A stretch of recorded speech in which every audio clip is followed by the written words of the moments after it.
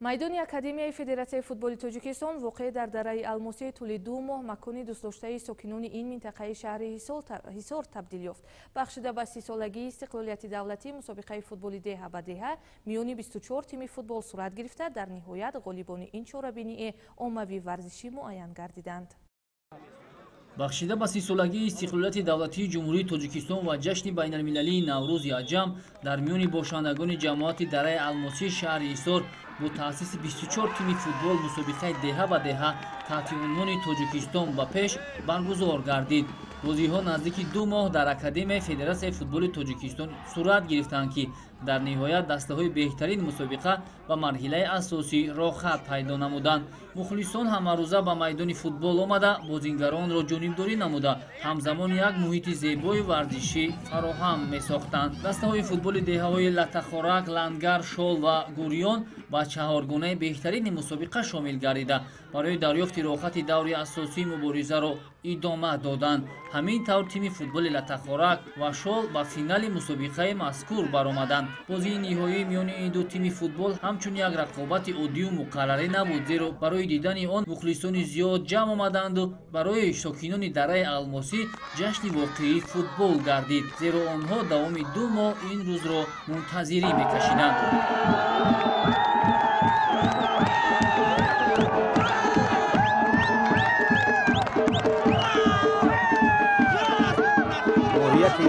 کاری ما در آن است که بچه‌ها را دوستداران جوانان را به ورزش جلب کنیم. خرسندی آور است که بسیار جوانان ما توانستیم که در همین مسابقه دهه به دهه بر ورزش جلب کنیم.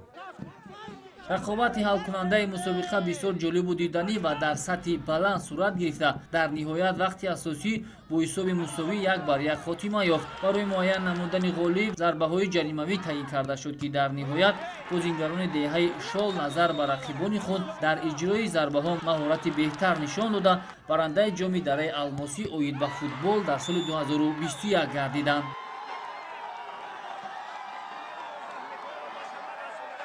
тамоми ҳамин сокинони ҳамин деҳаи дараи алмосӣ ҳамаашон ҳар бегоҳ дар ҳамиҷа як тӯй буд, як тӯйи футбол буд. то 2000-3000 мухлисон дар ҳамиҷа ҷамъ меомаданд, хушу хурсандӣ мекарданд. ҳар рӯз мусиқӣ буд, курнаи сурнай буд. дар ҳамиҷа як тӯйи бо шукӯҳи ҳамин дараи алмосӣ буд.